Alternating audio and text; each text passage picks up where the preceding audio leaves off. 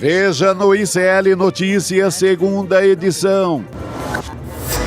Balde de água fria nos bolsonaristas. Cristiano Zanin nega pedido para que novo presidente da Alerj assuma o governo do Rio de Janeiro. Cafonice e viralatismo. Em São Paulo, Tarcísio de Freitas e Ricardo Nunes ignoram problemas da capital e lançam projeto para criar Times Square paulistana. A conta chegou para Trump. Maioria dos americanos culpa presidente pela disparada da gasolina. Ódio e preconceito do tio Sam.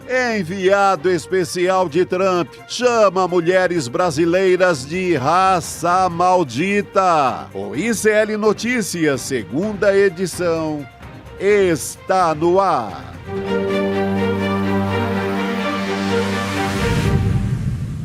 Olá, boa tarde. Seja muito bem-vindo, seja muito bem-vinda. O ICL Notícias, segunda edição, está começando. Estamos ao vivo em todos os nossos canais. Nesta sexta-feira, dia 24 de abril de 2026. Semana mais curta e a nossa formação de sexta-feira completa. Adriana Ferreira Silva, boa tarde para você, minha querida. Boa tarde, Gabi. Boa tarde, Boa Chico. tarde, meu amigo Chico Sá. Boa tarde, comunidade do ICL, né? É isso aí. Boa tarde, queridas. Que coisa boa estar com vocês aqui. Muito bom. Nessa sexta, numa semana ideal. Trabalha 3 dias. Tá bom, né? Olha, Foi o que dissemos, né? Esse é o projeto da Erika Hilton, na verdade, né? Que é o projeto de 3 dias trabalhados. Então, estamos 100% de acordo. Esse é o projeto da civilização.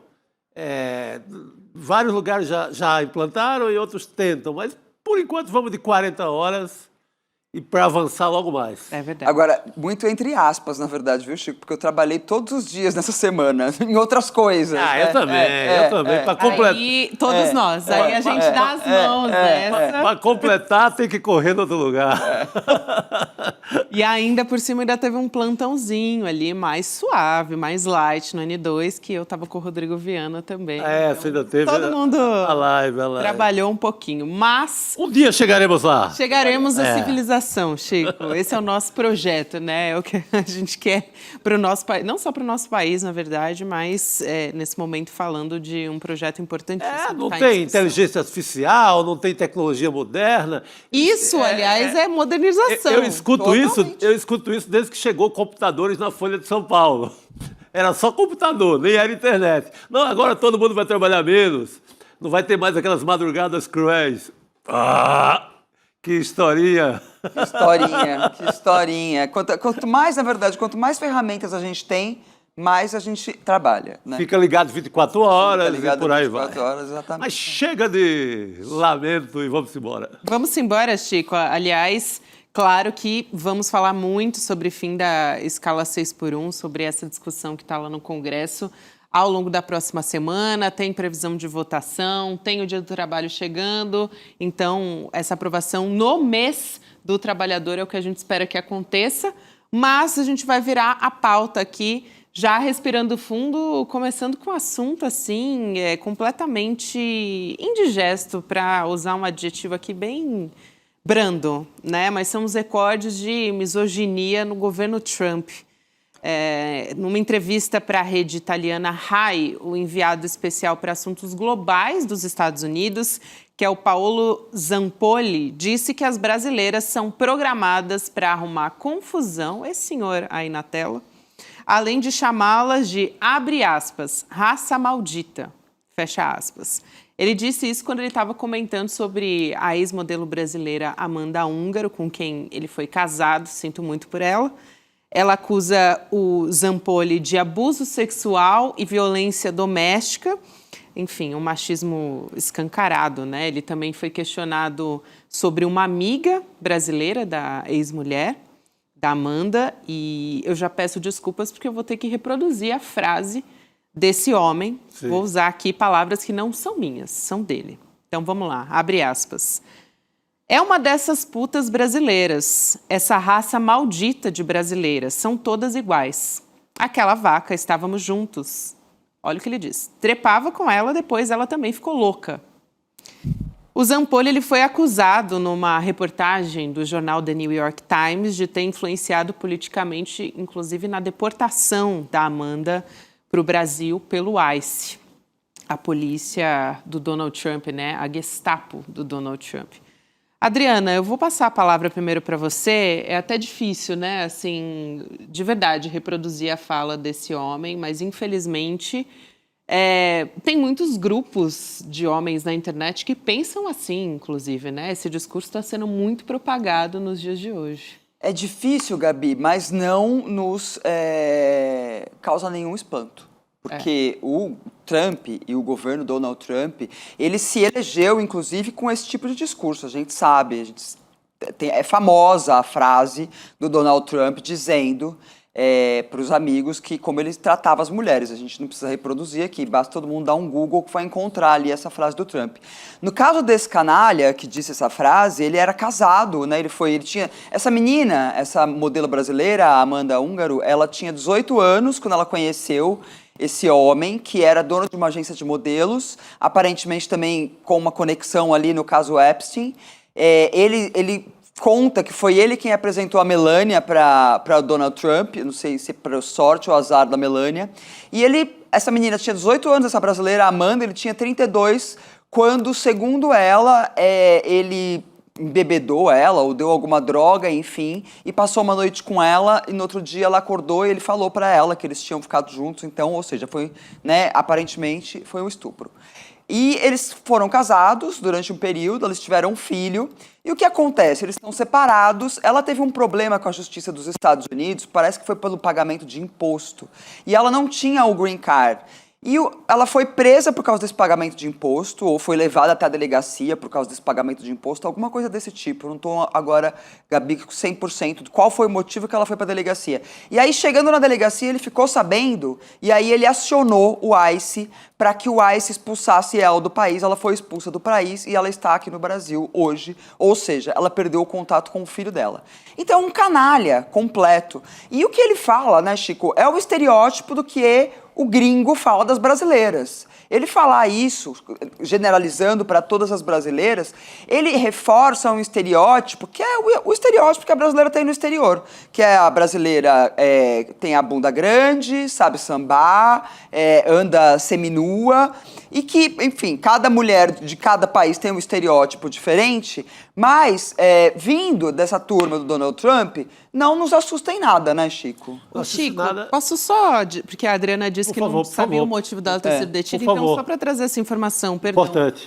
Acusação de fraude no local do trabalho. E aí o Zampolli, usando desse poder, claro, e do pacto, né, masculino, ligou para um amigo dele e sugeriu que ela fosse detida pelo ICE, que ela fosse deportada porque ela estava irregular no país, palavras dele, né? Enfim, e aí tudo se desenrolou a partir daí, mas passando de... É canalha no último, né? Sei lá, um febre do rato, como a gente diz no Recife, assim. É um imoral, no sentido pleno da palavra, né? Esse cara, ele tem ligações com o caso Epstein, muitas que não foram reveladas ainda. Ele é o homem forte do Trump para a Copa do Mundo, junto com a FIFA, ou seja, junto à FIFA... Epstein, esse cara e o Trump. Imagina esse coquetel que vai ser essa Copa do Mundo nos Estados Unidos. Mas é de uma canalice assim, que mostra todas essa falta de qualidade do mundo red pill, do mundo machista, misógino, que é ressentimento no último, né? Um ressentimento no ali que não tem cura, né? Um homem fraco, sem cura, diante de um ressentimento pesado que ele vai guardar pro resto da vida, porque se pensa assim, ele não vai resolver essa história antes. E esse clichêzão esse clichê antigo sobre a brasileira, que, pelo amor de Deus... Exatamente. E o pior é que um cara desse encontra eco aqui no Brasil a favor dele. Claro. Ele encontra eco aqui no Brasil. E sabe o que é impressionante, Chico, Gabi? É que é uma pessoa ligada ao Donald Trump, falando para a imprensa europeia e que não tem nenhuma vergonha de soltar um comentário desse. Sim. Então, o que a gente fica pensando é que a Amanda se a gente ainda, né, lembrando um pouquinho o caso da Amanda, o que aconteceu? Que a Amanda, ela chegou aqui no Brasil e ela começou a fazer uns posts no X, ameaçando a Melania Trump de contar bastidores do relacionamento do Donald Trump e da Melania com o Jeffrey Epstein. Em seguida, né, a Melania fez aquela declaração na Casa Branca, que até agora está muito mal explicada. A Melania, que a gente mal sabe a voz dela, apareceu na Casa Branca há 3 semanas atrás, tomou lá o púlpito e disse que estava incomodada com o fato de ligarem o nome dela ao Jeffrey Epstein. Ou seja, no meio de uma guerra, né, ela veio com isso. Então, alguma coisa tem.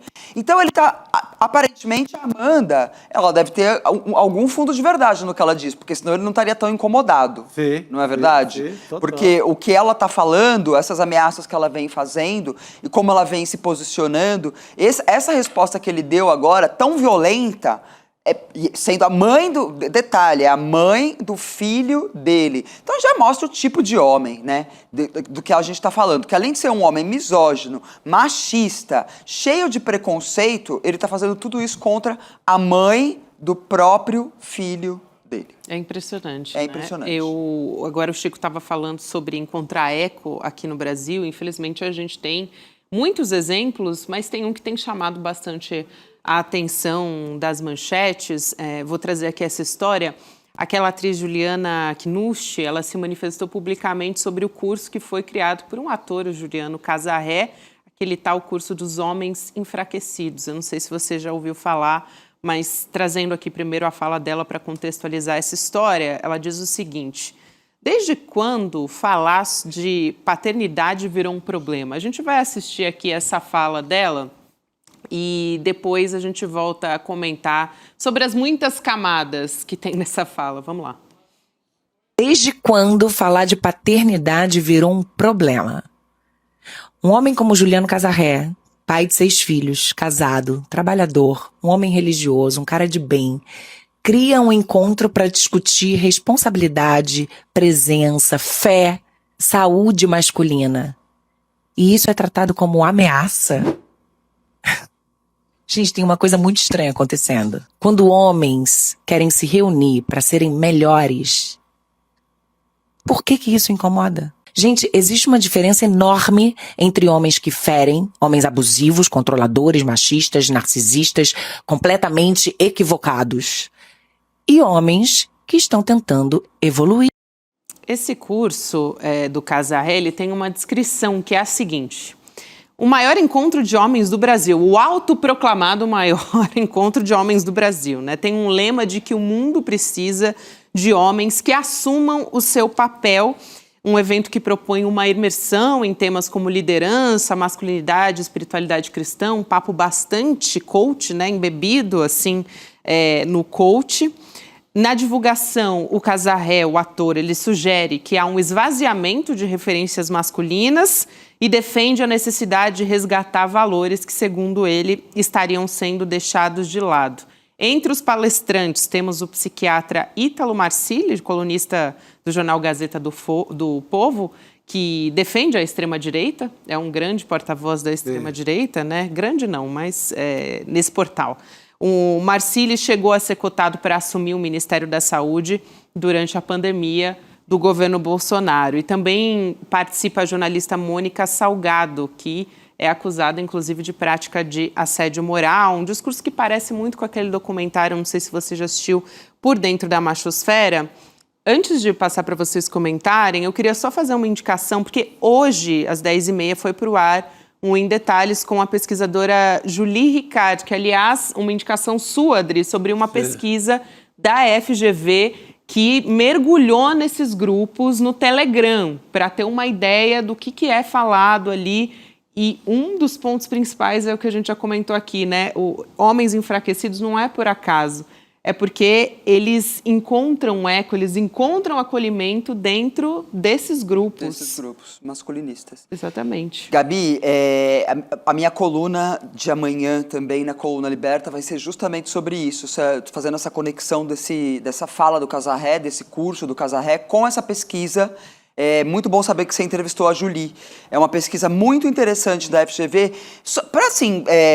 Eu acho que para Juliana Knust, acho que ela está mal informada. Eu não sei se ela já assistiu Por Dentro da Machosfera, o documentário do Louis Theroux, que está na Netflix. Assim, se ela entrar na Netflix, vai estar lá, entre assim, os 10 mais vistos, tá fácil de achar. Então, se ela entrar lá Por Dentro da Machosfera, ela vai encontrar vários Julianos Casarrés.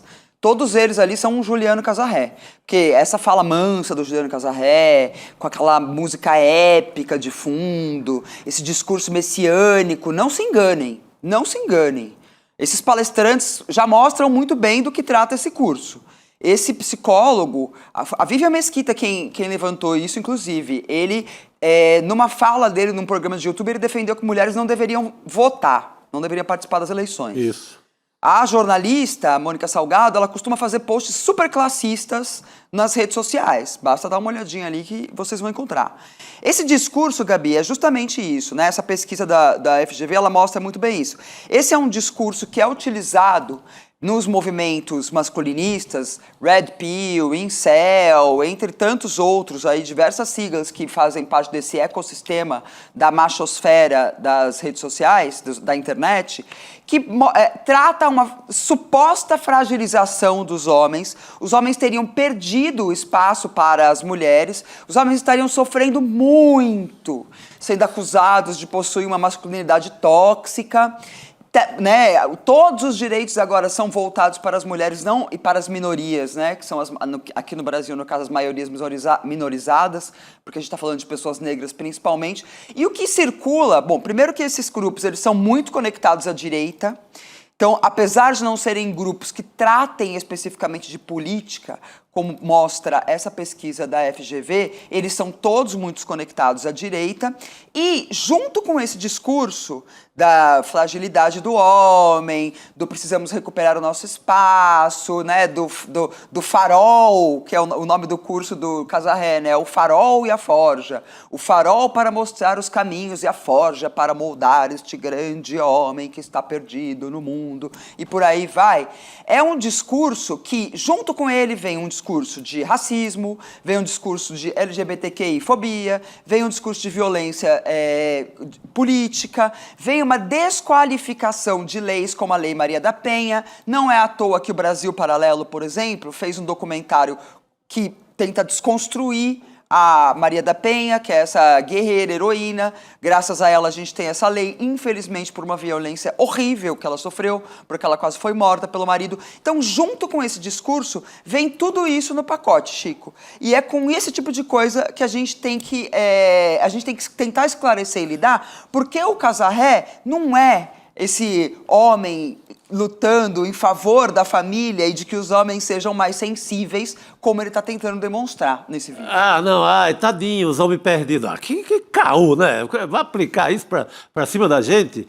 São cursos para ganhar dinheiro. Em especial para ganhar dinheiro. Para ganhar dinheiro. E essa coisa que a atriz fala de, eles querem ser homens melhores. Gente, eu vi uma prévia desse curso um trecho longo do que é o ensaio para esse curso do Casarré, do que é ali, o que são as linhas básicas. Gente, é uma imoralidade. E é uma mentira. E é canalha no último. E eu não vi Deus ali. Eu também acredito em Deus. Não vê.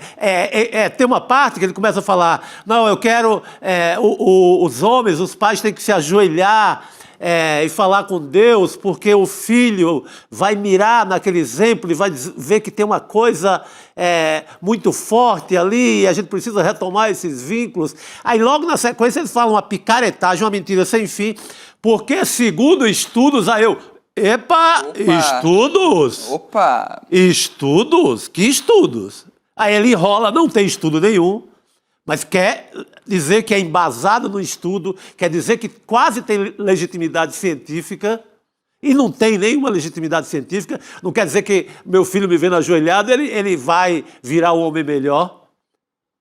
Meu filho vai virar um homem melhor se ele nascer acostumado a me ver dentro de casa dizendo que homem e mulher são iguais. E não dizendo como ele legitima, e esses cursos legitimam, que são diferentes, que a mulher é inferior. Isso legitima a matança.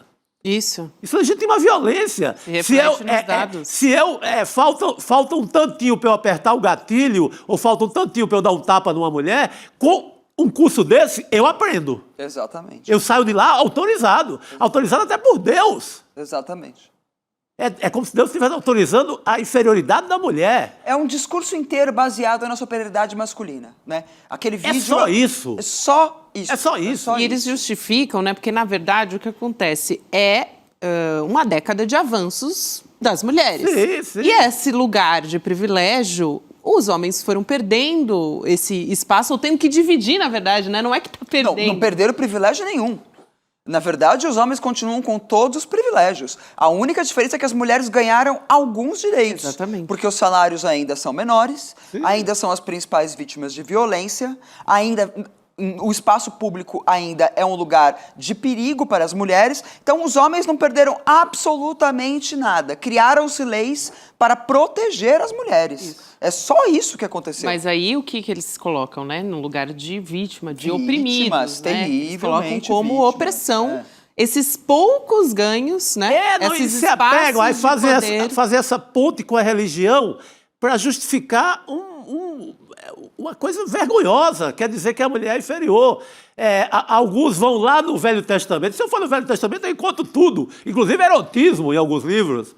Eu encontro de tudo. Tem vinho, tem bebedeira, tem coisa boa, tem uma história incrível do ponto de vista literário, tem tudo lá. Mas se eu vou lá buscar exatamente aquilo para dizer que a minha companheira, a minha mulher, é inferior, essa intenção está completamente equivocada. Sabe o que é impressionante também, Gabi, Chico? É que esse discurso, né? A gente vê esse discurso, né? Voltando agora a esse representante do governo Trump, né? Que vem tudo do mesmo lugar, esses discursos e tal. E essa gente ainda tem coragem de se colocar numa situação de superioridade com relação, por exemplo, aos países do Oriente Médio. Sim. Não é? Totalmente.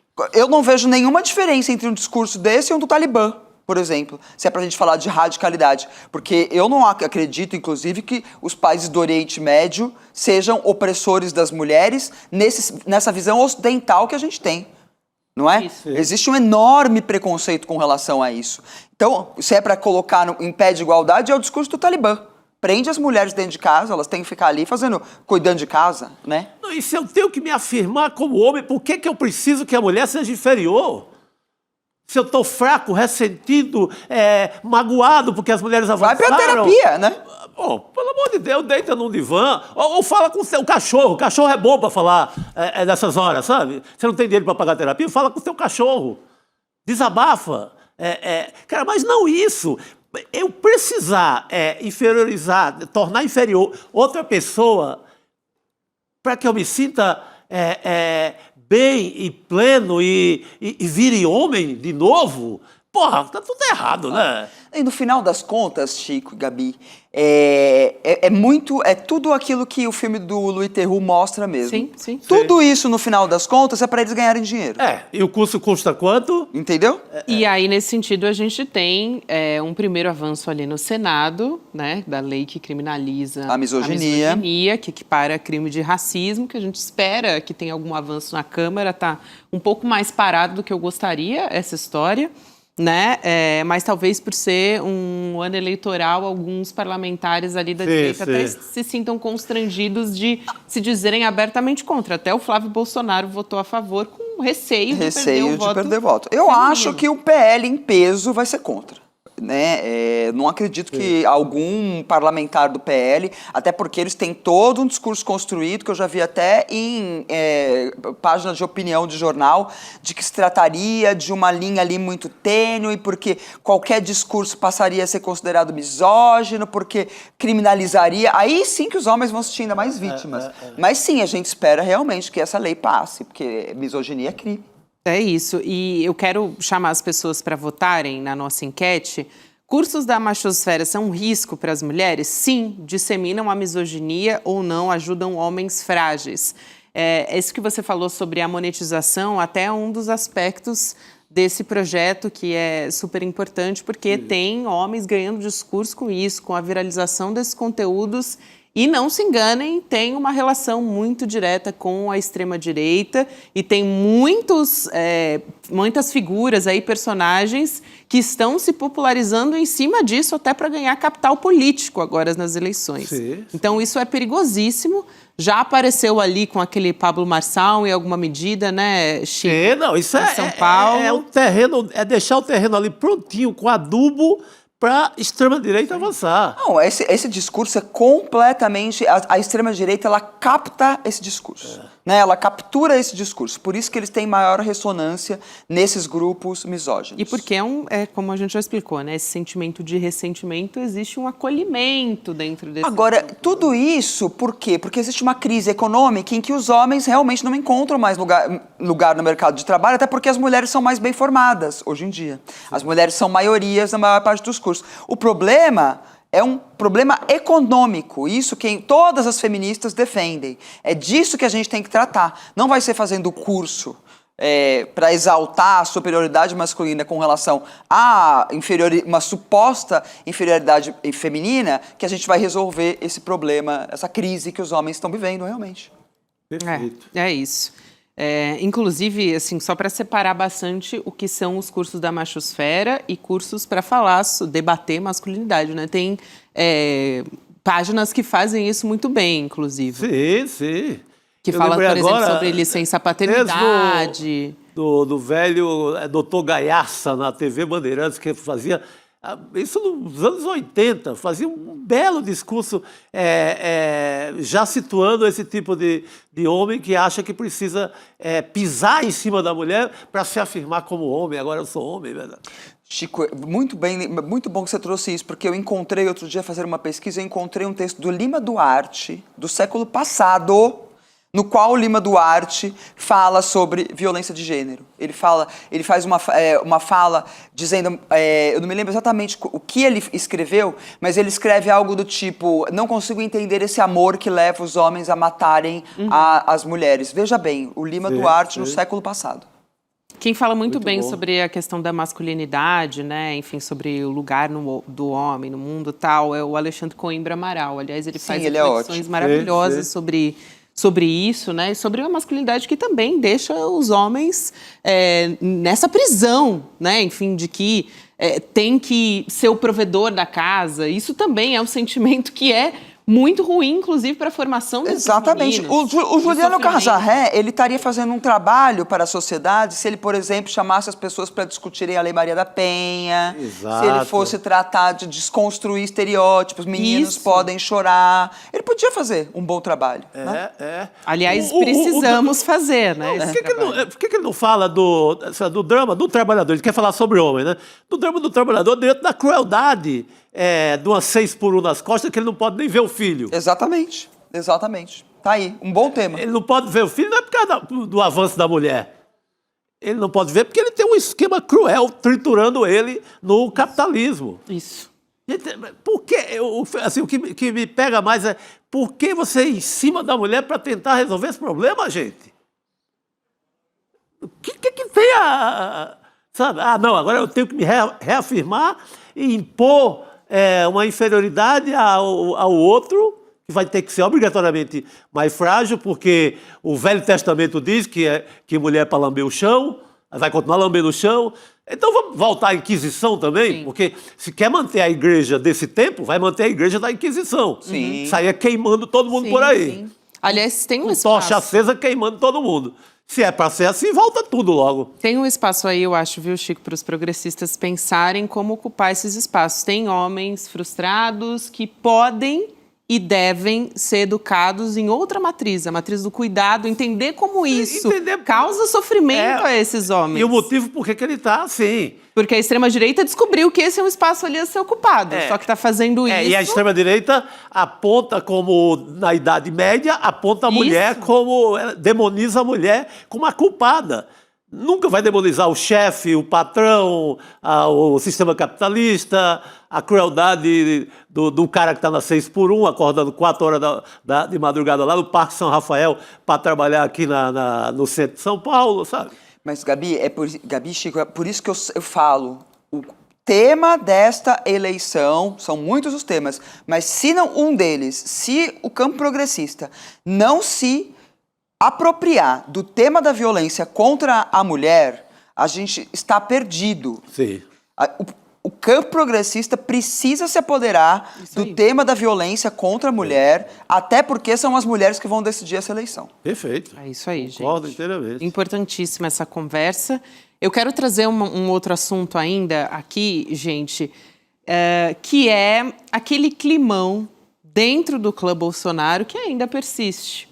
Apesar, né, dos esforços para tentar publicamente fingir que não. A ex-primeira-dama Michele Bolsonaro votou a dar uma cutucada no Carlos Bolsonaro, que é um dos enteados dela, né? A Michele compartilhou uma postagem do senador Esperidião Amin, que é o principal oponente do Carlos na disputa pelo Senado em Santa Catarina. Não é a primeira vez que isso acontece. Tá aí na tela. Esse é o story da Michele Bolsonaro de hoje. E dessa vez ela está compartilhando uma postagem em que o senador está defendendo o PL da dosimetria, a anistia disfarçada, né, no fim das contas. E o Esperidião, ele foi relator desse projeto no Senado também. Em menos de um mês, essa é a segunda vez que a ex-primeira-dama Michele Bolsonaro divulga algum conteúdo do Esperidião Amin. Se isso não é uma cutucada no Carlos Bolsonaro, eu não sei o que é, Chico. Não tem mais cutucada, né? Não, ela não se rendeu ainda à história dessa imposição, nem da candidatura do Flávio, nem dessa expedição Carluxo em Santa Catarina. Ela ficou muito descontente também, a Michele, com o que aconteceu no Ceará, quando ela não queria de forma alguma a candidatura do Ciro Gomes, porque já havia chamado o seu marido de ladrão. Então, ela, magoada com isso, ela não aceitava que o Ciro Gomes fosse ungido pela família Bolsonaro como o candidato do bolsonarismo no Ceará. Ela não aceitou de jeito nenhum, mas perdeu, aguentou e recolheu as armas políticas ali e voltou para Brasília, depois de uma confusão lá no Ceará. E em Santa Catarina ela insiste, ela não vai dar assim por perdido a história. E ela ainda não fez uma declaração de apoio, assim, uma super declaração para o próprio Flávio Bolsonaro, né? Não. Estamos ainda esperando aí essa foto. Não, ela não engoliu ainda. Ela ainda não engoliu isso também, tanto que de vez em quando ali ela solta uma ou outra do Tarcísio, até porque a ideia, se o Tarcísio fosse candidato, existia ali a hipótese dela ser a vice do Tarcísio, ela tinha ali essa pretensão. E o Carluxo, ao que tudo indica, é o filho do Bolsonaro com quem ela tem mais problemas, né? O Carluxo e o Jair Renan seriam os dois filhos. O Carluxo tem a história de que ela expulsou o Carluxo não podia entrar no Palácio do Planalto quando o Bolsonaro era presidente. Coisa semelhante aconteceu com o Jair Renan. Então, também teve a história da Carol Detoni quase perder a sua vaga para o Senado por causa do Carluxo. A Carol Detoni é uma PL mulher, que a presidente é a Michele Bolsonaro. Então, eu acho que essa daí é mais uma estocada da Michele Bolsonaro, que a gente vem acompanhando, assim, ela vai soltando ali o que ela pensa em posts cifrados, mas nem tanto no Instagram, né? E a verdade é essa, a verdade é que até agora a Michele não se posicionou realmente assim na campanha. Ela diz ali, ela tem aquele discurso, que aliás é um discurso muito semelhante ao que se esperam das mulheres nesses grupos masculinistas, que é: estou cuidando do meu marido que está doente, está em casa, né? O Bela recatada e do lar. Bela recatada e do lar. E por esse motivo ela não estaria ainda na campanha. Vamos assistir aí os próximos passos. Próximos ver capítulos. o que dá. Tem muitos Essa ainda, é uma novelona, esse é um novelão. É um novelão para esse acompanhar. É um novelão. A gente está assistindo há bastante tempo esse novelão. Nossa, esse novelão, ele podia acabar, né? A gente não aguenta mais essa novela. Muitas temporadas dessa novela. Visto que estamos em ano eleitoral, essa temporada ainda vai durar bastante. Vai durar. Tem chão Adri, pela frente. Obrigada, minha querida. Sempre passa muito rápido. Pelo amor de Deus. Passa muito rápido. Agora não, pelo amor de Deus. Um beijo pra você. Isso, Um beijo, hora. gente. Bom final de semana. Bom final de semana pra vocês. Vou trocar aqui de lugar com o querido Rodrigo Viana. E, aliás, já vai chegar comentando beijo, mais gente. Tchau, treta dentro da extrema-direita, né, Rodrigo? Saiu agora, assim, uma troca de, assim, elogios. Gentilezas. Troca de gentilezas. Exatamente. Com Gustavo. habilidades. A família Bolsonaro é especialista em espalhar a cisânia, né? Disputas tal e da tal. cisânia. A cisânia. Mas dessa vez foi o Nicolas, disse que o filho mais novo do Jair Bolsonaro, o Jair Renan, tem a capacidade cognitiva de uma topeira. Tá aí, ó. Essa foi a troca de gentileza. Nicolas Ferreira diz que o filho tem capacidade cognitiva menor, aliás, que de uma toupeira cega. Olha, foi longe, hein? Nossa Senhora. Voltou a se desentender com integrantes da família do ex-presidente. Pô, topeira já tá bom, né, pô? Pô, toupeira cega, pisou, né, em cima do... Então o famoso... Pizinhou, né? Pizinhou. Isso é com o... Jair Renan. Isso é com o Jair Renan. Aquele rapaz lá. Não, mas cá entre nós, eu sei que não dá pra ficar dando razão a Nicolas Ferreira assim, mas ele tem razão, viu? Acho que tem, nesse caso aí. pelo É amor de difícil Deus. ter que concordar, Chico, com o menino o é Nicolas ruim de Ferreira. cognição, viu? O menino é ruim de serviço. Agora, o eleitorado de Santa Catarina também, né? Botou o Topeira lá como vereador em Balneário Camboriú e agora o Carlos está ameaçando virar senador lá, né? E tem essa briga com a Michele não quer, apoiou o Esperidião Amin. É uma família que, enfim, onde vai gera divisão mesmo. Tá aí, ó, a postagem original do Nicolas Ferreira. Se juntar a capacidade cognitiva dessa dupla não alcança a de uma topeira cega. Vou mandar emenda também para internar vocês num hospício. E aí o Jair Renan fala, Galvão, sentiu, né? E tem um outro ali também. Quem que é esse outro? Vlog do Lisboa. Acho que Uma dessa galera aí. Ligatino e tal, a galera... Tá levantando a bola para o Jair Renan cortar, né? Pelo amor Mas de Deus. eu acho que o embrião disso tudo é que o Nicolas Ferreira não está apoiando o Flávio Bolsonaro Isso. como a Isso. família quer, né? porque tem uma leitura, assim, de muita gente na extrema-direita, inclusive o Paulo Figueiredo diz isso, o Eduardo Bolsonaro lá dos Estados Unidos também diz isso, que o Nicolas Ferreira faz de conta que quer a vitória do Flávio, mas que, na verdade, ele torce contra. Porque para o Nicolas, se o Flávio for eleito, o Nicolas perde a vez como um candidato, como líder da extrema-direita. E perde mesmo. Perde a vez, né? Se o Lula ganhar mais essa, aí meio que aposenta a família Bolsonaro e o Nicolas pode virar o líder da oposição da extrema-direita no Brasil. Então eles já perceberam que o Nicolas está criando uma direita do Nicolas. Mas eles demoraram também a entender que a família Bolsonaro está sequestrando toda a direita, toda parte do pensamento conservador do país. Sim. E eu acho o que toda vez eu penso assim, porra, que vergonha para a direita brasileira, para a direita democrática, assim.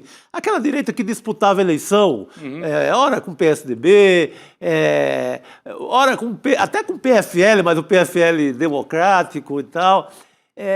Porra, que direita fraca, né? Ser sequestrada pelo bolsonarismo. Os caras estão dependendo desse Jair Renan, Carluxo. Sim. É um fracasso porque foi o PSDB. É um fracasso para o Eduardo Leite da vida, né? Total. Poxa, os caras não têm força para tentar se livrar disso. E deu tempo. Sim, o liberalismo. 4 anos de uma eleição a outra, dava para ter se livrado. Não, os caras continuaram ali com o pincha do bolsonarismo, agora estão ali comendo na mão deles. Tudo isso é um pouco fruto do discurso do Aécio, logo depois de perder a eleição para Dilma, em 2014. Ele não aceita a derrota, parte para um discurso de desconhecer a vitória da Dilma e de fomentar o impeachment. Concordo. Se alinha com Eduardo Cunha, e aí eles olham para o lado e falam, quem é que vai fazer agitação de rua para a gente derrubar a Dilma? O PSDB nunca conseguiu fazer agitação de rua para valer. Eles olharam para o lado e tinha um tal de bolsonarismo fazendo agitação e de MBL, Nicolas, a turma estava começando. Então, o PSDB falou, vamos botar essa turma para a rua, derrubamos a Dilma e a gente fica com o poder. Né? Só que deu errado. Opa, não volta mais. Não voltou mais. O Temer ficou no poder 2 anos, um governo fraco, que não deixou saudade nenhuma. E depois quem assume a bandeira é a extrema-direita, que não só sequestra esta direita mais tradicional de PSDB, como não dá espaço para que outras lideranças na direita se coloquem. Veja, o Esperidião Amin está sendo humilhado em Santa Catarina. Humilhado em casa, né? Em casa, pela família Bolsonaro. Então, essa turma da direita começou a ver assim, ou a gente enfrenta a família, ou então essa família vai tratar o Brasil como se fosse o fundo da casa deles, o quintal da casa deles. É do pai para o filho, depois para o outro irmão, para o sobrinho. É quase que uma dinastia que eles estão querendo implantar aqui no Brasil. E sabe que aquela briga que deu entre o Alan dos Santos, sabe o Alan dos Santos, aquele Terça Livre e tal, né? Que tinha aquele programa. Ele brigou com o Lacombe. Né? O Lacombe até acusou o Alan dos Santos de ter ficado com os equipamentos, roubado os equipamentos. Levou até o sofá. Levou até o sofá, as mesinhas do estúdio e tal. Mas, eu estou exagerando, mas ele disse, pô, Não, ficou fala com as mesinhas e de tal. cadeira, sofá, tem... Mas aí o Lacombe estaria mais alinhado com essa turma que é da direita, mas não é totalmente família Bolsonaro. E o Alan dizendo assim, temos que fechar com o Flávio, esses aí são traidores. Então qualquer um que não está ajoelhado para o Jair e para o Flávio é traidor. Agora o Nicolas vai entrar na lista dos traidores aí também, já. Mas foi esperto, já sentiu que se o Flávio tem chance, vai pro buraco, a pretensão dele, aí se passam 4 anos, 8 anos e adeus, né? É isso mesmo. É isso. É uma briga que a gente torce pela briga, né? Exatamente. A gente continuar com... Por favor. Aliás, o Alan dos Santos, que também é um dos foragidos, né? Tá foragido lá nos Estados Unidos. E se faltar uma banheira com gel, eu tenho lá em casa, eu entrego para eles também. Para fazer aquela luta? Para fazer a luta. Nicolas e Jair Renan. Qualquer um, eu empresto. Qualquer um que quiser chegar. Empresto e ainda transmito no YouTube. Topeira versus Nicole. Tem gente que chama o Nicolas de Nicole, por causa daquela vez que ele apareceu com a... Foi um ato ali, inclusive, de transfobia do Nicolas Ferreira. Total. Né? Um absurdo total. Gente, agora há pouco a gente estava falando sobre a machosfera. A Adriana Ferreira já deu um spoiler que tem coluna dela escrita na revista Liberta dessa semana.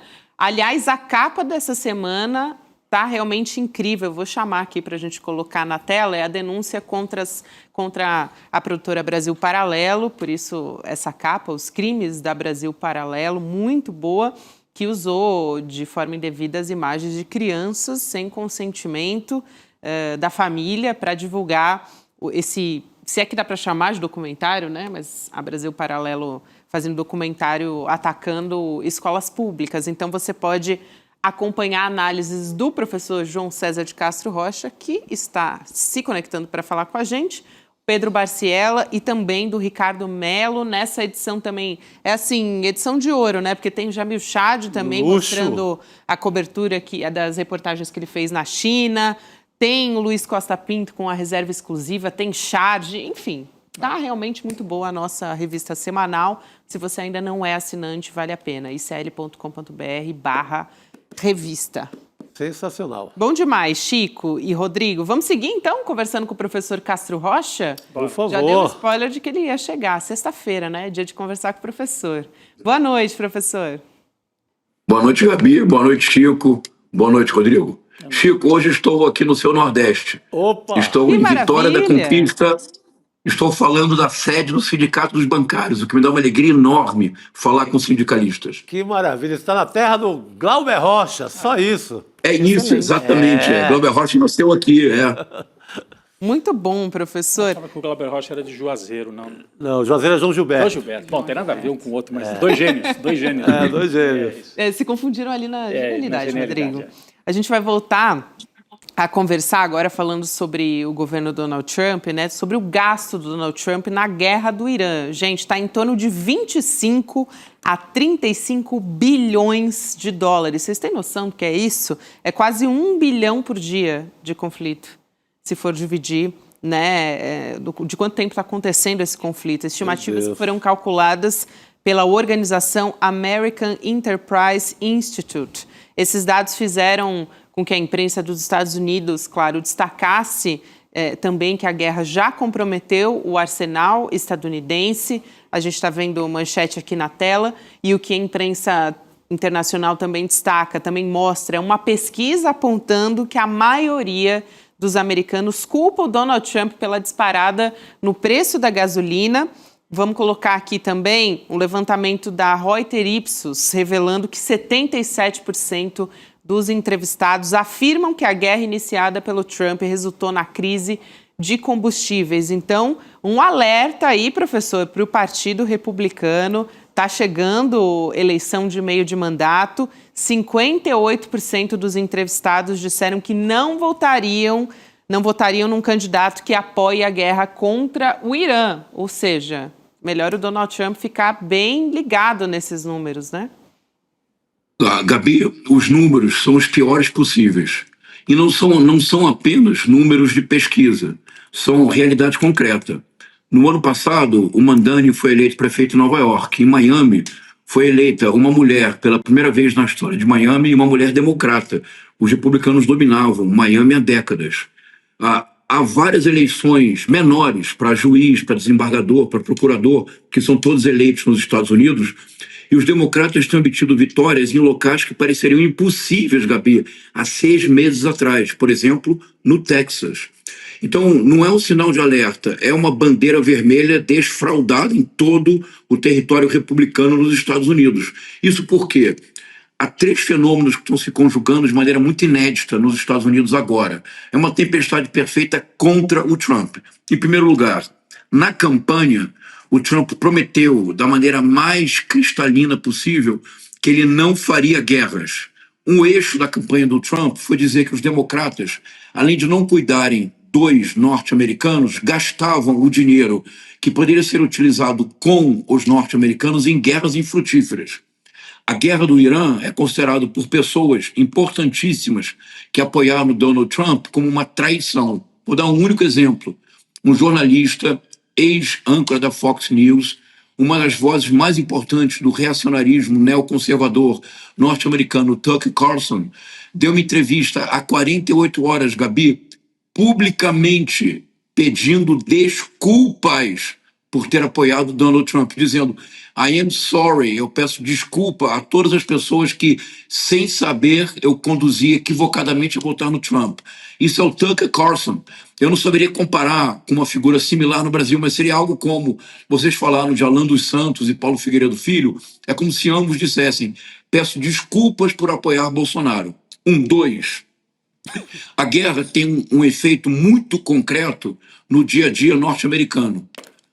Os ovos estão mais caros, a carne está mais cara, a gasolina está mais cara. Toda a economia norte-americana que gira em torno do petróleo e seus derivados, para transporte, para locomoção, para tudo, toda a economia norte-americana começa agora a sentir os efeitos da guerra, que já passa de um mês. Desculpa, eu estou um pouco gripado, Gabi. Imagina, professor. Pode Esse é o respirar, segundo ponto. professor. Tá tudo Mas certo. essa entrevista do Tucson, né, do jornalista, é impressionante. Tucker Carlson, né? Não é, Chico? Do Tucker Carlson. Impressionante. Ele e o irmão dele também. O irmão vai ali Isso. na mesma pisada dele. Porque Isso. é um desabafo, é uma coisa assim dizendo. É um desabafo. Peço perdão por esses 10 anos que estive ao lado dessa corrente, não é só de hoje, de ontem. Fiz mal à nação. É muito contundente Isso. a E agora, confissão. Chico, como a guerra se prolonga, aí eu venho ao terceiro ponto. Como a guerra se prolonga, o efeito no bolso do cidadão americano começa agora. E promete ser um efeito desastroso, Gabi. Terceiro ponto, e eu passo para vocês. O terceiro ponto é que os Estados Unidos passam hoje por uma humilhação que não tem paralelo na história contemporânea americana, Gabi. Veja, no Vietnã, ainda hoje, há os chamados falcões, os linha dura do republicanismo norte-americano, que ainda hoje afirmam, acredite, Rodrigo, eles dizem: nós não perdemos militarmente a guerra do Vietnã. Nós perdemos a guerra do Vietnã quando a imprensa começou a cobrir e caixões de jovens americanos começaram a inundar as páginas dos jornais. Então eles têm essa fantasia de que militarmente eles venceram, eles perderam politicamente no Vietnã. Gabi, hoje essa matéria é muito importante no estado de São Paulo, porque o que o Irã está fazendo é uma novidade absoluta. A nova guerra do século XXI está sendo inaugurada diante dos nossos olhos. Como é que ela funciona, Gabi? É assim: os Estados Unidos têm uma superioridade militar avassaladora, mas se ele não vencer a guerra em idealmente, no máximo 2 semanas, não tem como continuar o esforço de guerra. Por exemplo, o Irã tem drones de 20 a 50 mil dólares. Para alvejar e para interceptar um desses drones, você precisa de um míssil chamado Patriot. Gabi, olha que loucura. O míssil se chama Patriota. Pode custar 4 milhões de dólares. Para ter certeza que um drone é abatido pelo míssil, tem que lançar de 3 a 4 mísseis.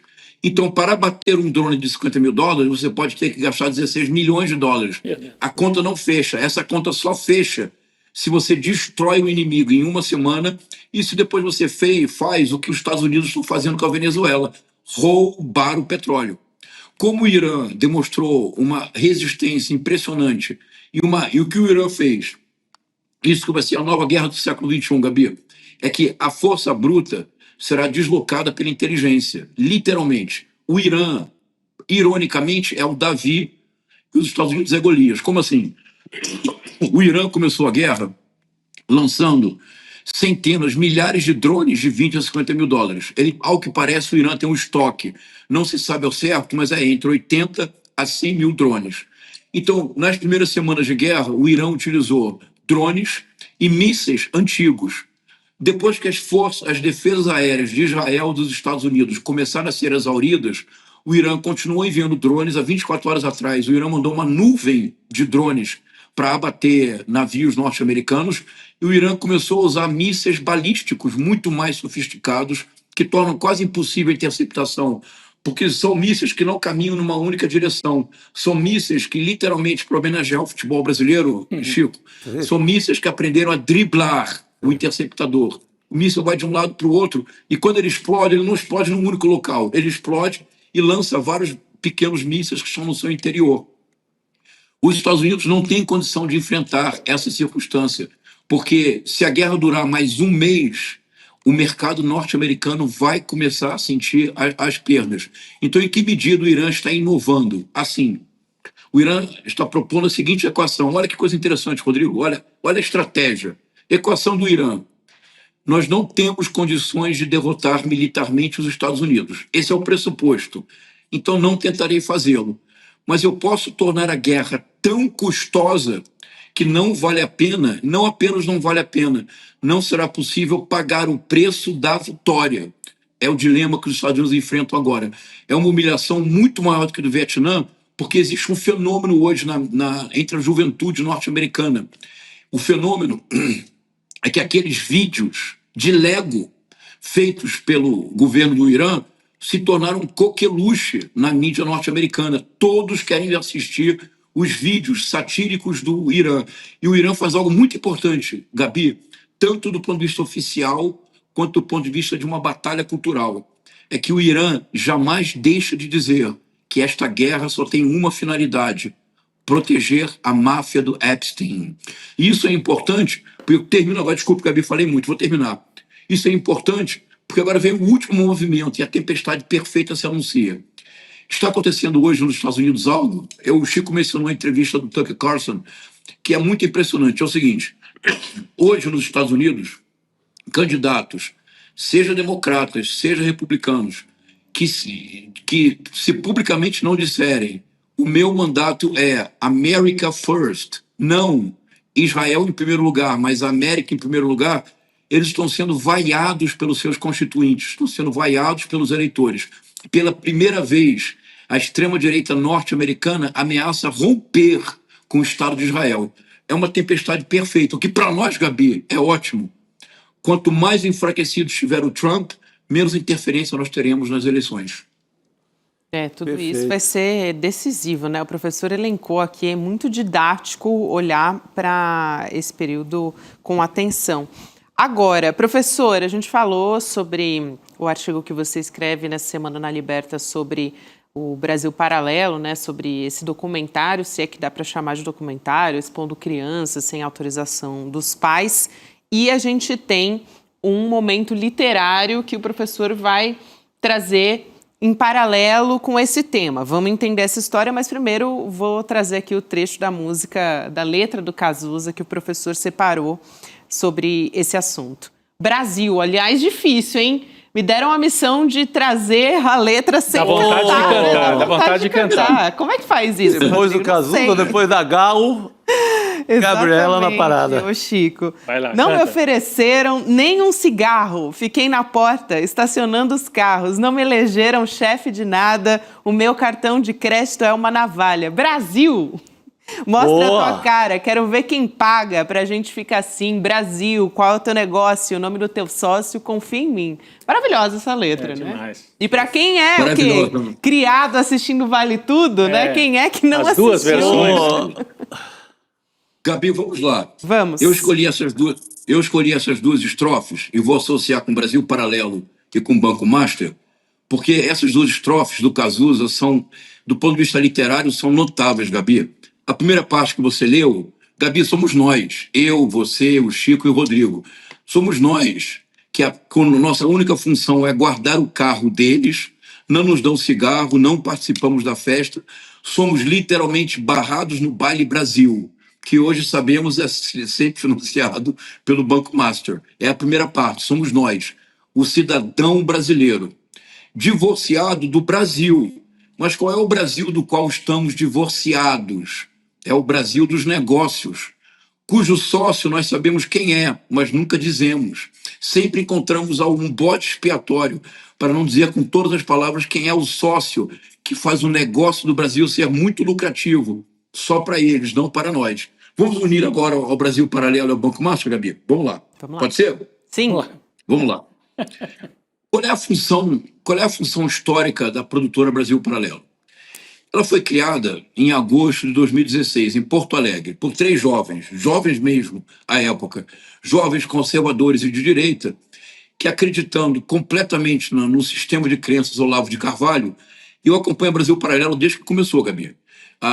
No início, o Brasil Paralelo era, sobretudo, um meio de difusão audiovisual do sistema de crenças do Olavo de Carvalho. É isso. O principal documentário do Brasil Paralelo, de 2019, 1964, O Brasil entre Armas e Livros, tem um narrador e tem uma linha de condução do raciocínio. O narrador é o Olavo de Carvalho, ele mesmo, falando no documentário. E o documentário, na verdade, é a projeção audiovisual do pensamento do Olavo de Carvalho. Qual é a função histórica do Brasil Paralelo? Gabi, só pode haver Bolsonaro, Milley, Donald Trump, se nós passamos por anos de produção deliberada de caos cognitivo. É o caos cognitivo que permite a naturalização do absurdo, que leva a, hoje, uma bancada teratológica em Brasília. Gabi, o que é Paulo Bilinski? O que é o Gilvanda Federal, sempre emoldurado com uma bandeira do Brasil? O que é o Capitão Caveira, Chico? Isso não é uma bancada, isso é um acidente histórico, isso é uma teratologia inesperada, de acordo? Acidente ferroviário, Só é possível, diria o Nino Carta. Um acidente ferroviário, Não é aquele isso? que fica todo ferro retorcido, assim, horrível. Isso, então, isso só é possível porque o absurdo é naturalizado, produz caos cognitivo, nós já não conseguimos distinguir o frio do quente, o dia da noite. Isso é produzido através do negacionismo histórico. Sem negacionismo histórico, Gabi, não há ditadura possível. Bolsonarismo não teria a força que teve se nós não tivéssemos uma memória distorcida da ditadura militar. O que fez o Javier Milei em 2024? É bom que vocês estão sentados, senão vocês cairiam da cadeira. Em 2024, o Javier Milei mandou para a prisão em Buenos Aires, de Ezeiza, mandou deputados do seu partido fazer uma visita de homenagem aos ex-torturadores da ditadura militar argentina, dizendo que a história não havia sido contada da maneira adequada. O deputado André Ventura, do Partido de Extrema-Direita em Portugal, Chega, semana passada deu uma entrevista dizendo: Portugal precisa de 3 Salazares para pôr ordem no país. 3 Salazar, Antônio de Oliveira Salazar, sanguinário ditador português que durante 4 décadas ficou no poder. Então, Gabi, sem negacionismo histórico, não há possibilidade de autoritarismo. A função histórica da produtora Brasil Paralelo é difundir negacionismo histórico em todos os níveis, desde o caso absurdo do documentário sobre a Lei Maria da Penha, ao documentário sobre a ditadura militar, aos inúmeros documentários sobre Oscar Niemeyer, sobre Paulo Freire. Mas agora, Gabi, isso é fundamental.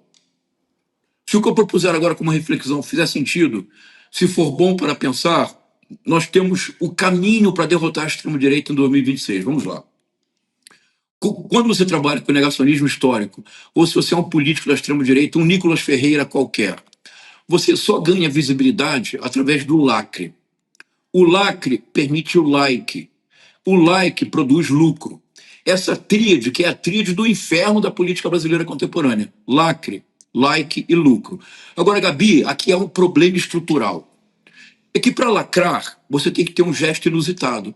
Tem que dizer algo absurdo, tem que falar mais alto, você tem que fazer algo que chame a atenção. Quando você faz a primeira vez, você no máximo pode repetir 2 vezes. Na 4ª vez, já não é mais lacre, virou rotina. Você tem que subir o tom, tem que subir um degrau na escada, tem que subir o tom. Gabi, o que eu estou dizendo, propondo para a nossa reflexão e para a nossa audiência, é que é estrutural à extrema-direita a produção sistemática de crimes. Gabi, eu vou repetir. Crime. Crime contra a honra, crime de falsidade ideológica, como fez o Papa Marçal, divulgando um laudo falso. O que fez a Brasil Paralelo agora? Veja, no documentário que eu analisei no livro meu, o documentário da ditadura militar, há um momento que eles falam da guerrilha do Araguaia. Rodrigo, sabe qual é a fotografia que aparece no documentário? Qual? Uma fotografia da Serra Pelada.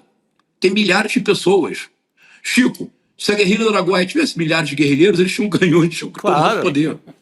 É uma coisa. Aí eles tiraram. A Folha de São Paulo, não foi eu quem viu, foi a Folha de São Paulo que chamou a atenção. Eles tiraram essa fotografia. Mas eu mostrei erros históricos que não são apenas erros históricos. Eu sou historiador de formação. Um historiador pode errar. Ali já não é erro, é manipulação e má-fé. E disse isso no meu livro. Pois bem, é um crime. Sobe um tom, sobe um degrau na escada. O que eles fizeram com a Maria da Penha é uma coisa abjeta.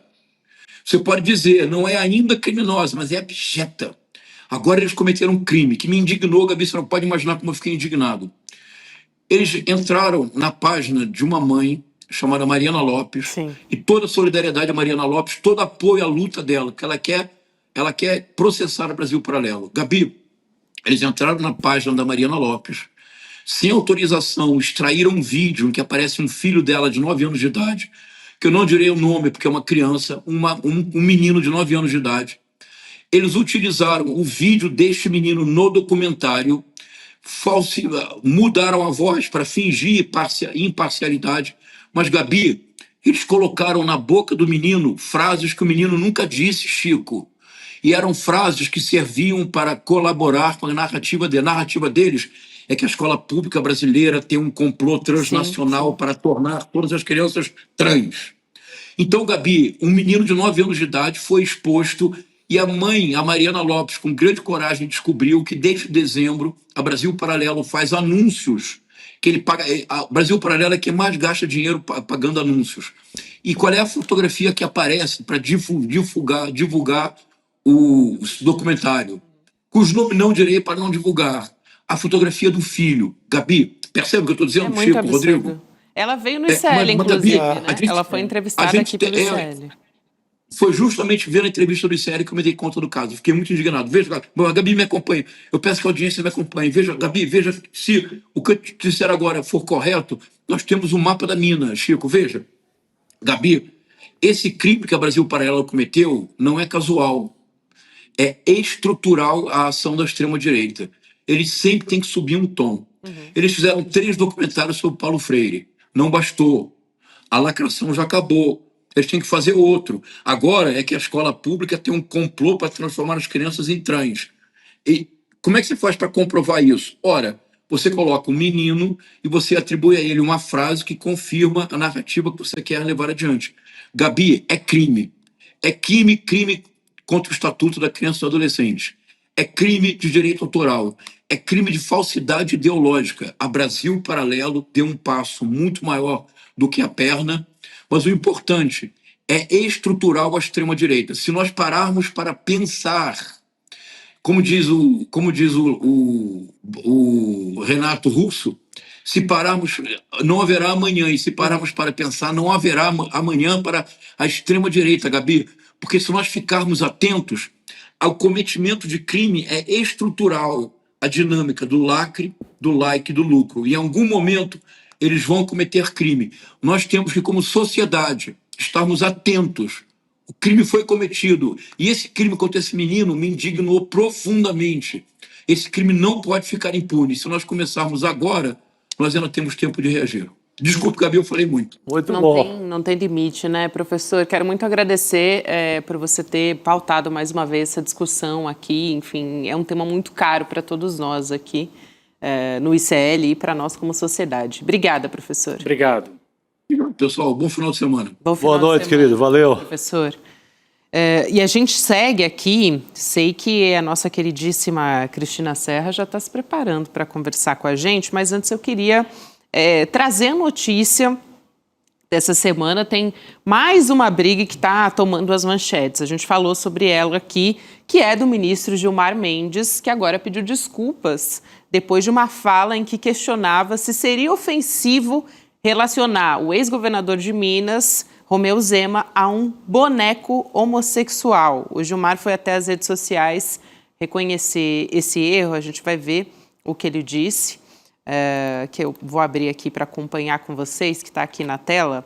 Há uma indústria de difamação e de acusações caluniosas contra o Supremo. Vou enfrentá-la. E não tenho receio de reconhecer que foi um erro. Errei quando citei a homossexualidade ao me referir ao que seria uma acusação injuriosa contra o ex-governador. Desculpo-me pelo erro e reitero o que está certo. E aí a fala original do ministro foi dada também numa entrevista, ao portal Metrópolis, na quinta-feira. Ele criticou um vídeo que foi compartilhado primeiro pelo Romeu Zema, mostrando o Gilmar Mendes e o Dias Toffoli como fantoches discutindo sobre o Banco Master.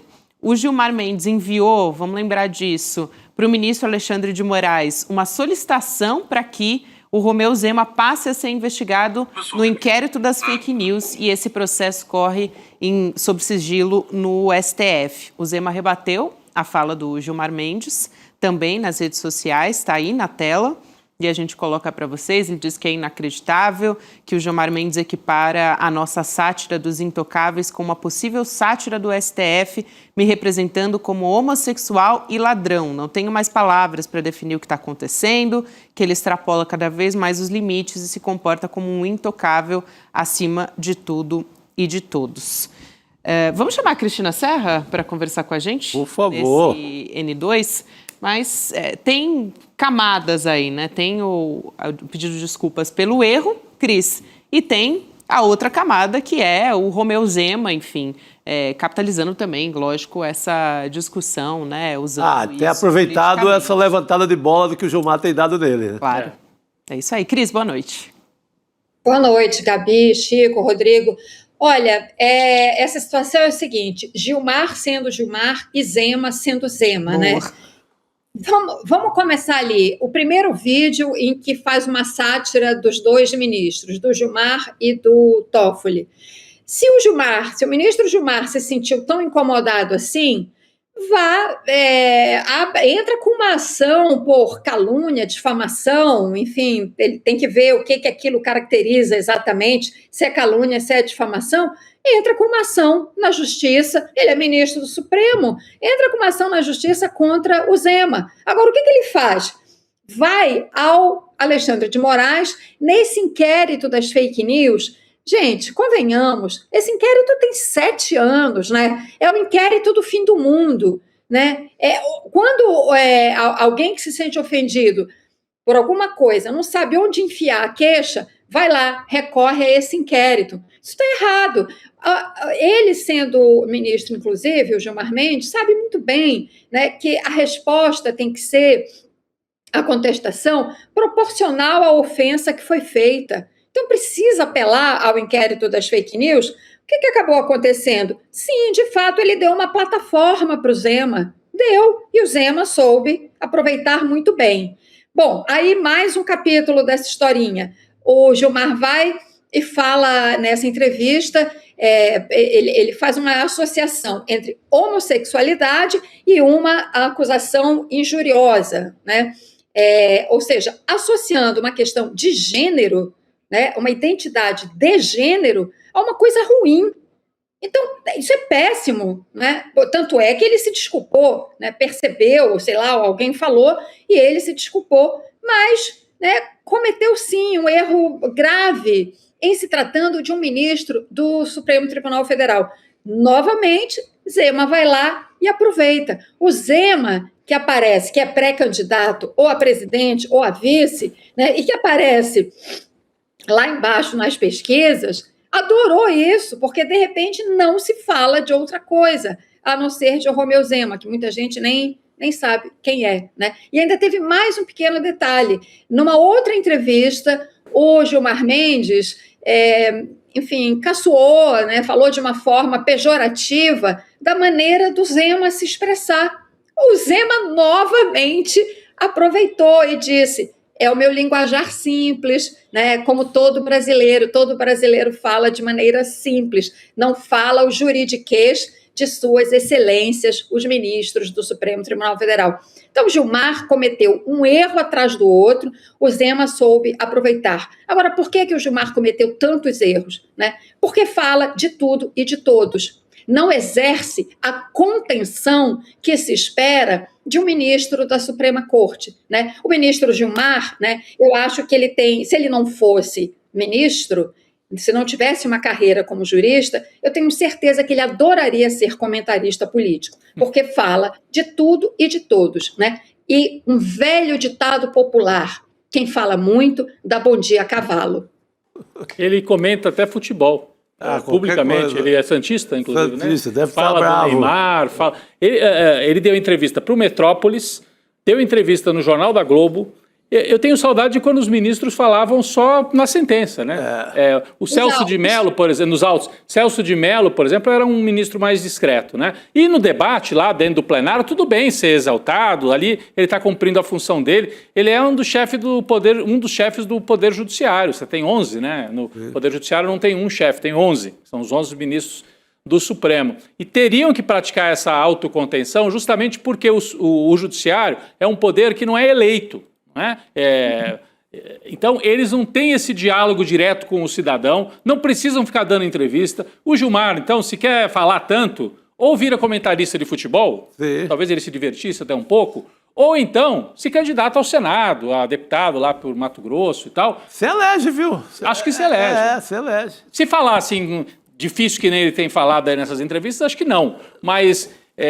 com a máquina que talvez ele consiga... eu pensei no apoio. Nos amigos dele lá. E ele sabe fazer festa. Sabe, fazer evento. É bom, ele é bom de fazer evento, de mobilizar as elites nos eventos dele. Cumpriu em alguns momentos um papel importante, o Gilmar Mendes enfrentando os golpistas e tal, mas acho que tem que se conter, né? Cansou disso. Gente, não tem limite. Ele vai dar uma entrevista a cada 2 dias? Que história é essa?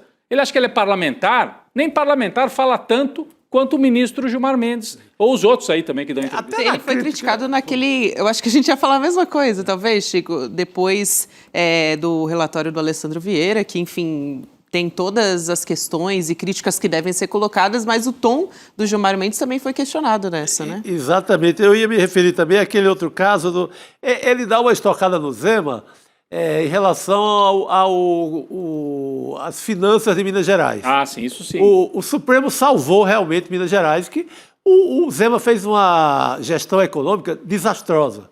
Ele diz que é empresário, que sabe gerir, vender as geladeiras lá das casas Zema e tal, mas no governo ele foi um desastre. Ele vivia com o Pires em Brasília porque ele administrava mal. Então ele sempre precisou do governo federal o tempo inteiro. E para segurar essas garantias, ele corria, atravessava a rua em Brasília e a Praça dos Três Poderes e corria lá no Gilmar, na turma, para salvar as contas de Minas Gerais. O Gilmar expõe isso agora. Se o Gilmar achava que estava errado, por que salvou as contas de Minas Gerais? Também tem essa pergunta, né? Que ele mesmo diz que salvou, né? Ele disse que salvou. Então, foi cometido um crime. Pois é. Ele queria gratidão. Não era para ser referendado aquele tipo de conta. Se o cara comete um crime contra a economia do povo de Minas Gerais, tinha que expor esse governante na praça pública e não salvá-lo. Então, o Gilmar comete mais um erro ao tentar expor o Zema. É isso. Eu acho que numa democracia, que a gente está numa democracia já numa crise quase permanente desde o golpe contra a Dilma, mas numa democracia os poderes vão se contrapondo, né? E esse choque dos poderes é que dá um certo equilíbrio. A gente sabe, pelo menos na teoria é essa. Então, veja, no momento em que o poder executivo tentou extrapolar para partir para um golpe de Estado, o poder judiciário fez o contrapeso e teve um papel importante. Agora, quem é que vai botar limite no poder judiciário? Eu acho que a sociedade como um todo tem que encampar esse debate para não deixar só a extrema-direita fazer esse debate. Porque a extrema-direita está querendo, não, é impeachment. A extrema-direita quer fazer isso não porque quer democracia, mas porque quer libertar o Bolsonaro e os outros golpistas. Então, tem que fazer contenção do Supremo Tribunal Federal e tem que reformar o judiciário, como disse o Flávio Dino aqui no artigo que repercutiu no Brasil inteiro, não pelos motivos que a extrema-direita quer fazer. Mas, se deixar, só eles vão assumir esse debate. Por exemplo, o Zema está se aproveitando disso. Eles sabem que hoje o Supremo é o lado mais fraco. Você vê? Eles preferem bater no Supremo, porque o Supremo não tem voto. Né? O Supremo tem a caneta, mas não tem voto. Então não tem poder, não tem diálogo com as massas. Né? Essa é a diferença. Então, nesse momento, tem que se colocar algum limite. E acho que os próprios ministros mais responsáveis estão percebendo isso e estão fazendo esse debate corretamente, né, Gabi? Perfeito, Muito Rodrigo. bom. Até puxando mais uma vez o ministro Flávio Dino, né, que essa semana escreveu um artigo aqui para o ICL e que quando fez a crítica ao Alessandro Vieira, por exemplo, fez a crítica num tom completamente diferente, né? Agora, eu queria mudar... Diga, Cris, rapidinho, claro. Um ponto, assim, muito rapidamente...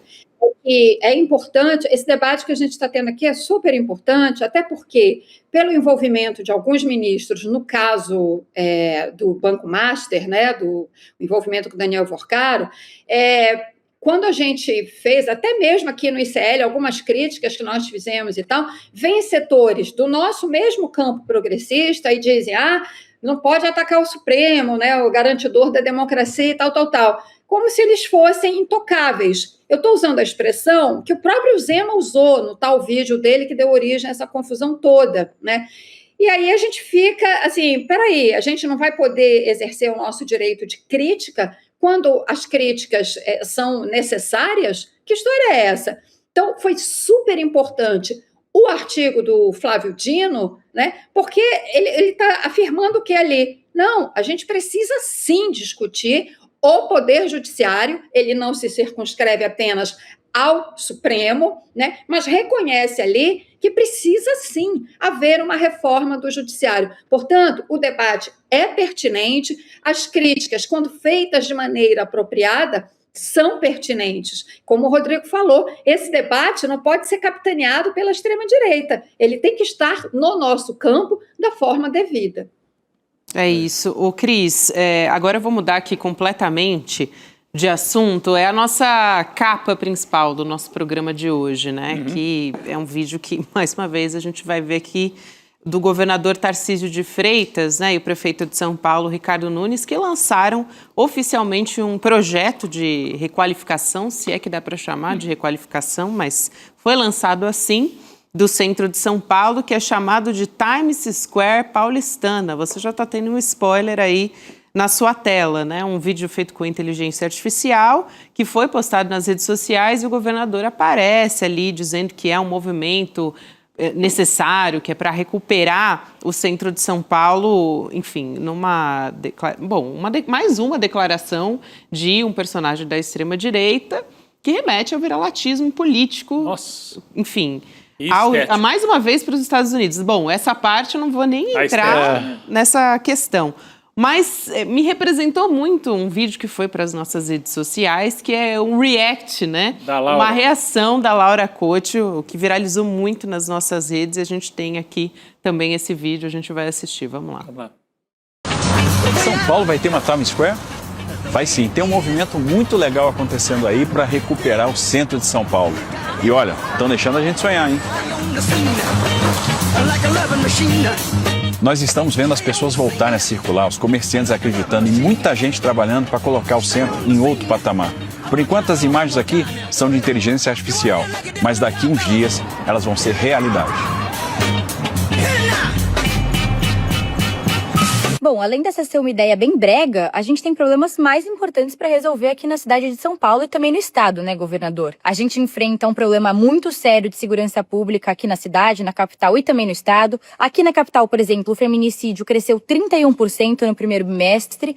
E eu imagino que não é com telão de LED no centro de São Paulo que a gente vai conseguir reduzir esses índices de violência. Além disso, a gente tem a lei da cidade limpa aqui na capital desde 2006 para melhorar a poluição visual da cidade. E eu só vejo como empresários podem voltar a ganhar com esse tipo de proposta de Times Square no centro. Isso sem contar, claro, o problema crítico que a gente tem de fornecimento de energia. Caiu uma gota de água, muita gente fica sem luz, às vezes dias sem energia por conta das chuvas. Vamos focar nesses problemas, governador Tarcísio? Pois é, como se... foi maravilhoso esse vídeo da Laura, está viralizando. Pistola incrivelmente eficiente, sensacional. A cara dela olhando na primeira parte do vídeo, né, para quem estava só ouvindo. Por isso que a gente se sente representado. Quase inacreditável. É inacreditável mesmo. Essa semana aqui você teve de tudo em São Paulo. Você teve umas linhas aí do metrô que o Tarcísio está vendendo. Mal inaugura, já vende, já passa para iniciativa privada pegar os lucros, o Estado entrega para a iniciativa privada pegar o dinheiro, gerir o caixa. Já parou hoje, maior confusão, maior caos no metrô. Tem caos todo dia em trem que, embora nunca seja associado ao nome dele, mas está um horror. Teve assalto em restaurantes no Morumbi, assim, um restaurante japonês. Arrastão, coisa que não se ouvia falar há muito tempo. Então, São Paulo está uma desgraça, vamos falar assim. Aliás, conversando na rua com qualquer pessoa, você fica com o celular guardado, porque, enfim... Isso aí, essa história de Times Square, me lembra Maria Antonieta, sabe assim? É proposta Maria Antonieta, quando a rainha francesa não estava entendendo que estava às vésperas de uma revolução, que estava tendo uma ebulição na rua, e fala barbaridade, vamos comer brioche e tal, né? É isso, vamos comer brioche, vamos assistir o telão na Avenida São João.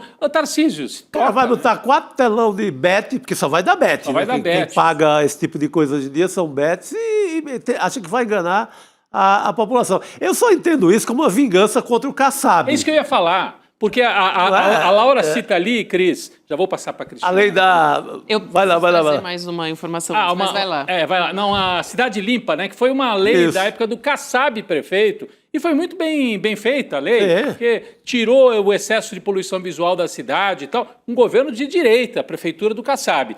Agora o Tarcísio, que tinha o Kassab até outro dia como seu principal secretário, vai jogar fora tudo isso? Então São Paulo vai voltar a ter a cidade suja visualmente? Total. É uma vingança, parece, contra o Kassab mesmo, Gabi. É impressionante. Ô, Cris, para passar para você, eu só queria lembrar que, assim, essa ideia, que é de muito mau gosto, por sinal também, ela não é, assim, uma ideia que partiu primeiro do Tarcísio, né? Em Santa Catarina já existe a sua própria Times Square, olha só. O vídeo aí na tela, que foi até o William De Luca que mandou pra gente, a inauguração da Times Square de Balneário Camboriú.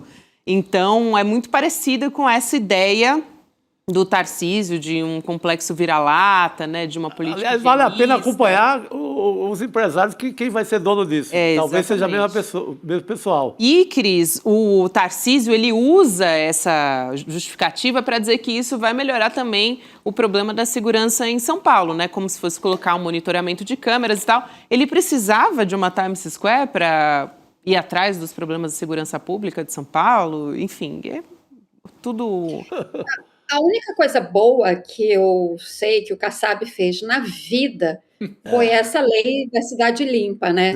Foi uma coisa que, quando aconteceu, eu fiquei muito admirada, né, de ver que, inclusive, houve uma espécie de consenso até, né, para que essa lei fosse implantada. A cidade recebeu bem, né, porque todo mundo quer uma cidade melhor, né, mais bonita visualmente, sem esse excesso de poluição visual, com painel disso, daquilo. Quer dizer, hoje a cidade São Paulo tem aqueles painéis maravilhosos, não são painéis, são pinturas, né, nas laterais dos edifícios, que são lindas, né, do Cobra, aquele artista plástico maravilhoso, e outros também, né, mas começou muito com o Cobra, esse tipo de trabalho de pintura mural, né? E isso é bonito na cidade. E agora ele quer fazer uma Times Square. Eu vi esse vídeo, né, que é absolutamente chocante, esse de Balneário Camboriú, então eu nem sabia que já tinha algo parecido lá, né? Mas, enfim, é Santa Catarina. Perdão, amigos de Santa Catarina e população de Santa Catarina, que tem tanta gente bacana lá. Mas, né, Santa Catarina nos surpreende muito, tem surpreendido muito ultimamente. Eu tinha visto esse vídeo de Times Square e do Tarcísio fazendo propaganda. Eu falei, mas o que é isso, gente? Você ter Times Square como referência de melhoramento urbano é uma insanidade. Isso serve lá para os Estados Unidos, né? Todo turista gosta de ir lá e fazer uma foto sua em Times Square, quem vai a Nova York, tudo bem, mas é que isso combina, inclusive, com o modo de ser dos Estados Unidos, com a cultura norte-americana. Então, você chega naquela rua e você é oprimido por aquela quantidade de painéis, né, comerciais, também de espetáculos, né, da Broadway e tudo mais. Isso serve para lá, né? Enfim, tem gente lá também que não gosta disso. Agora, você transpor isso para cá, eu quero lembrar o seguinte, esse trecho que vai ficar fechado, né, com painéis e tudo mais, isso que ele chama de Times Square, parte desse trecho é justamente uma esquina icônica da cultura brasileira, né, que é a Ipiranga com a Avenida São João, da canção igualmente icônica do nosso Caetano Veloso. Governador, não faça isso, não coloque Times Square num lugar tão icônico, tão importante para a cultura brasileira. Quem ouve essa canção, né, é tomado por aquela poesia do Caetano, não merece ver esta avenida transformada nessa essa cópia mal feita de Times Square. Por favor. É isso, Cris, a gente lembrava justamente dessa canção aqui, quando a gente falava sobre esse assunto na redação, preparando o roteiro e tal, foi a primeira lembrança que vem, né, à nossa mente, e realmente seria, assim, completamente deturpado, né, essa memória viva, não só dos paulistanos, mas de muita gente que vem nos visitar também, né, vem inspirado por essa poesia. E o Bar Brahma, que fica ali perto também, né? Também. Patrimônio. É isso aí. Cris, obrigada. Bom ter você com a gente, querida. Obrigada. Valeu. Valeu, pessoal, boa noite. Ótimo fim de semana. Valeu, Cris. Bom boa final noite. de semana, Cris. E eu quero trazer o resultado da nossa enquete também, Rodrigo. A gente lançou uma enquete lá no começo do programa. Cursos da machosfera são um risco para as mulheres? Sim, disseminam a misoginia, 96%, esmagadora maioria. Aquilo que a gente conversava, né, Chico? Viram o óbvio, e é isso. E o óbvio é preciso ser dito no Brasil. Se refletem, né, lá no fim das contas, nos dados sobre feminicídio, sobre violência doméstica. Quero me reafirmar como homem, eu preciso pisar na mulher, dizer que a mulher é inferior, e vá ganhar o seu dinheiro de outra forma, não enganando o país. Não é o ideal da masculinidade dominante o que a gente quer recuperar, não. Não, porque esses cursos... Não, e aliás, esses caras que dizem macho e tal, estão perdidos, que vão para longe. Não sou eu que vou procurá-los. A macharada, não é? Continue perdido. Vão se encontrar de outro jeito. Vão se encontrar na casa do chapéu. Por aí. Aliás, você não usou nenhuma vez a palavra macharada, Chico. Estou arrasando. Eu me tolhi um pouco. Semana de 3 dias eu fico meio tímido. Tá. Então, com toda a sua timidez, por favor, libera a Jurubeba pra gente. Jurubeba democrática, Jurubeba para acabar com a 6x1. É isso aí. Pelo fim da escala 6x1. Total. Vamos agradecer também a nossa audiência, o Matheus Damasio, Tânia Nogueira, Beatriz Souza, Carolina Ribeiro, Deise Silva e todos que nos acompanharam neste N2. Vambora, na segunda-feira a gente está de volta, mas para o seu final de semana tem a Revista Liberta também. É isso aí. Saindo do forno. Valeu, bom fim de pessoal. semana. Muito bom. Bom final de semana. E aí, Chico, vamos me contar, amigo? Velho, agora... Rapaz, que estampa é essa, rapaz? Gostou? Comprei na loja de CL. Tá agorinha. Vista a coragem. Leve a luta com você. Camisetas da comunidade mais corajosa do Brasil. Acesse souicl.com.br e garanta já a sua.